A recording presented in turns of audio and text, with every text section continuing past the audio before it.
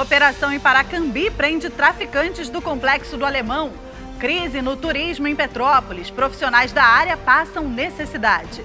Em Cabo Frio, servidores sofrem com parcelamento de salário. Essa e outras notícias você acompanha comigo a partir de agora, aqui no SBT Cidade.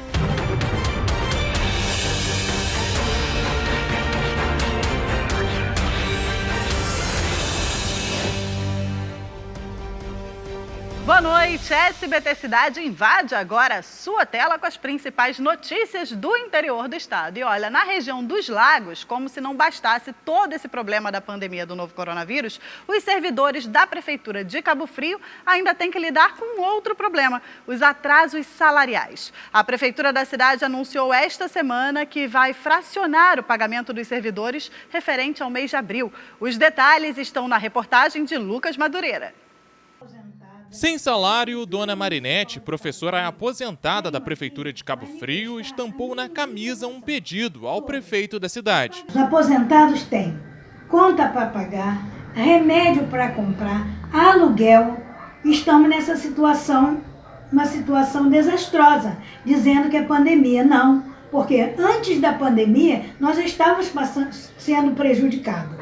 Queríamos pedir ao prefeito, doutor Adriano, que tenha mais carinho para olhar para os aposentados, que não aguentam mais essa situação. Segundo a Prefeitura, o IBASCAF, Instituto de Benefício e Assistência aos Servidores de Cabo Frio, só fez o pagamento dos aposentados e pensionistas que recebem até R$3.000. O restante ainda não sabe quando o dinheiro deve cair na conta. Já entre os servidores da saúde, só quem recebeu são os profissionais que trabalham na UPA do Parque Burle e no Hospital de Campanha da Unilagos. Os profissionais que trabalham nas demais unidades do município tinham previsão de receber nesta quarta, mas até o fim da tarde o dinheiro ainda não havia sido depositado. E o nosso pagamento, doutor Adriano, quando é que vai sair? Nós estamos calejados já, nós não aguentamos mais. Muitas famílias estão se desfazendo por causa disso. São dívidas em cima de dívidas. Essa semana, a Prefeitura divulgou um calendário com as datas previstas para o pagamento. De acordo com o município, a expectativa é de que até o próximo dia 29 de maio, todos os servidores recebam os salários referentes ao mês de abril. Procurada pela nossa produção, a Prefeitura disse por meio de nota que o escalonamento é necessário diante do cenário econômico do município. Afirmou ainda que só em abril a queda na arrecadação foi de 70% na entrada de recursos próprios e mais de 20% nos royalties do petróleo, sendo a menor renda mensal dos últimos anos. Enquanto isso, quem precisa do dinheiro para manter as contas em dia faz um apelo. Estamos numa situação difícil, de pandemia, estamos adoecidos, então precisamos do nosso pagamento em dia. Então queremos respostas, queremos soluções, não aguentamos mais ficar sem pagamento. A crise econômica gerada pelo novo coronavírus, pela pandemia, é gigantesca. Prejuízo aí de R$20 bilhões por semana de quarentena. Essa é a previsão aí do governo, viu? Vamos agora para mais um assunto de impacto econômico, viu? Os guias de turismo de Petrópolis estão sem trabalhar há 2 meses e alguns já passam por necessidades nesse período de pandemia. Eles esperam uma ajuda do governo municipal que, apesar de vários pedidos da Associação dos Guias de Turismo, ainda não chegou. Pode botar no ar. A Mary é guia de turismo há 4 anos e nunca pensou em passar por uma situação dessa. Ontem eu abri o último pacote de açúcar. Eu estou passando necessidade, sim. Infelizmente. Dói muito. No total, são 25 guias de turismo cadastrados na associação. Muitos já estão na mesma situação da Mary. Para tentar evitar que isso acontecesse, desde o início da pandemia, ofícios vêm sendo enviados à prefeitura e outros órgãos ligados ao setor, sempre com cópia para o prefeito.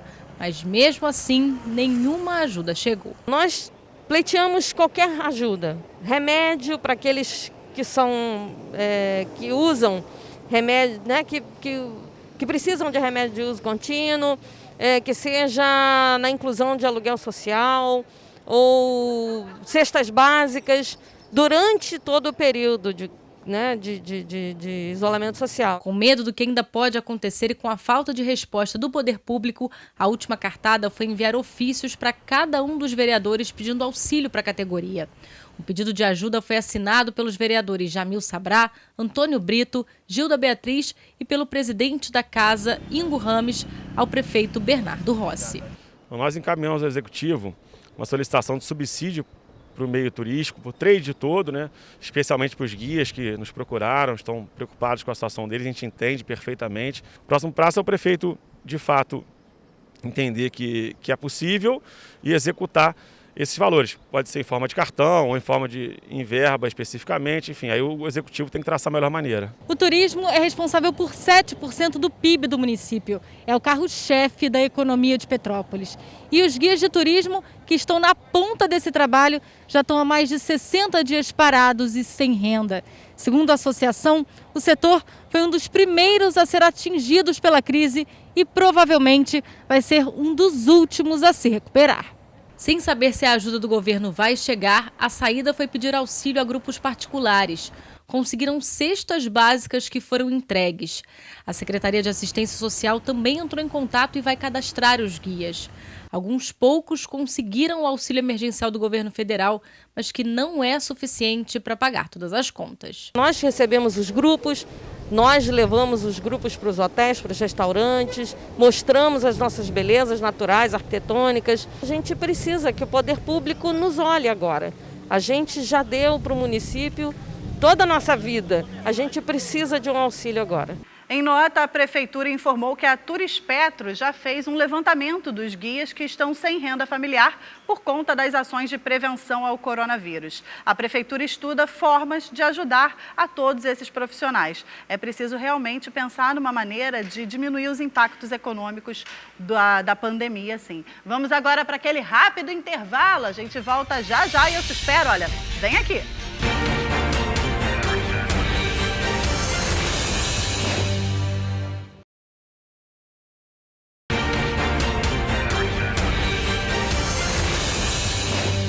Voltamos, que bom que você ficou aí me esperando. E lá em São Gonçalo, o Pronto Socorro de São Gonçalo ganhou um túnel de desinfecção contra o novo coronavírus, mais uma ação. O túnel inflável instalado na entrada da unidade é para que os profissionais de saúde, pacientes e acompanhantes possam se proteger ao entrar e sair da unidade. Roda o VT.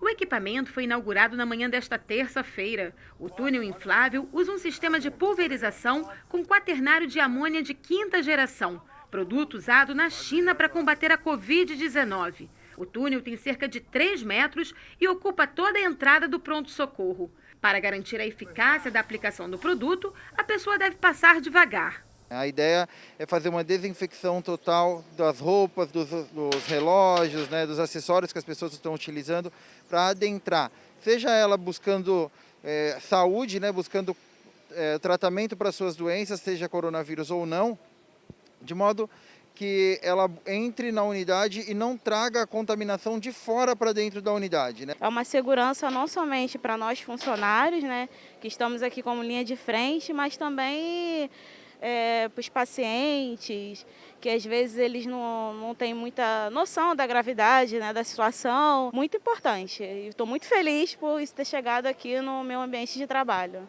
Segundo a direção do hospital, todas as outras medidas de proteção estão sendo mantidas. Então nós continuamos distribuindo EPIs gerais para todos os colaboradores. Álcool em gel está disponível também em toda a unidade, o álcool líquido 70%, nossos controladores de acesso também estão borrifando o álcool líquido na mão das pessoas, orientando as normas de segurança.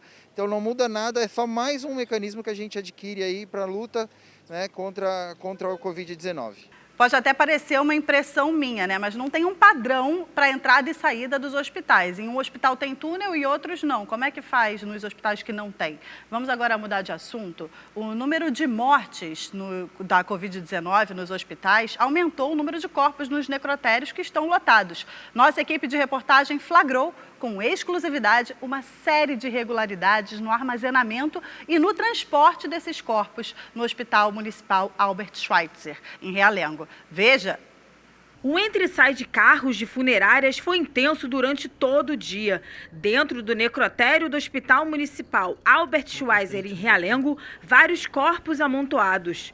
Nossa equipe de reportagem ficou cerca de 3 horas no local e já foi o suficiente para flagrar várias irregularidades. Sem usar nenhum equipamento de segurança, parente das vítimas tem acesso direto ao local. Este funcionário anota a saída dos corpos também sem nenhuma proteção, apenas usando uma máscara. No entra e sai de caixões, esses funcionários de uma funerária não esperam a vez deles para estacionar o carro na garagem. Eles entram com um caixão e depois saem levando ele pelo meio da rua. Nesta imagem, é possível ver a lata de lixo transbordando com roupas que deveriam ser descartadas de forma adequada. As pessoas circulam pelo local sem nenhum cuidado. Este homem sai do necrotério e descarta a roupa de proteção no meio da rua. Em meio a tanto despreparo, este funcionário ainda tenta se proteger, borrifando álcool nos braços e nas mãos. A Zona Oeste tem o maior número de mortes por coronavírus na cidade. O município registrou mais de 1.000 óbitos e mais de 10.000 casos confirmados da doença. Essa é uma doença tão complicada, tem familiar esperando 2 dias para conseguir enterrar o ente querido e às vezes não consegue nem ir ao velório. É surreal que ainda a gente tenha que presenciar descaso com esses corpos que deveriam ser tratados com o mínimo de carinho mesmo nesse momento de pandemia. Um dos impactos, inclusive, dessas mortes em que as pessoas não podem se despedir dos seus entes queridos é um luto prolongado aí gigantesco. Sabe-se lá Deus como é que essas pessoas vão se recuperar dessas perdas, viu? Vamos agora para um outro assunto. Mais de 800 rodoviários de Petrópolis estão sem receber salário desde abril. O sindicato da categoria na cidade, o CETRANSPETRO, informou que deve apresentar um plano para o pagamento dos atrasados até amanhã. Caso o pagamento não seja realizado, a categoria já aprovou paralisação e greve a partir desta sexta-feira. De acordo com os trabalhadores, além do salário de abril, as empresas Petroita e Cascatinha também não quitaram as férias, cestas básicas e o salário de março, que também está atrasado. E tem recado importante sobre doação de sangue. O Hospital Universitário de Vassouras é referência regional e atende uma grande população. O núcleo de hemoterapia está com estoque baixo de sangue e o hospital precisa de doações voluntárias, ainda mais nesse tempo de pandemia pelo coronavírus. Todos estão preparados para receber os doadores de sangue com toda a segurança. Atenção para os novos horários em tempos de pandemia. Segundas, terças, quartas e quintas, das 7h30 às 12 horas, através de agendamento prévio, pelo telefone 24 2471 8141. Doe sangue, você salva vidas. Não sai daí não, eu volto já já!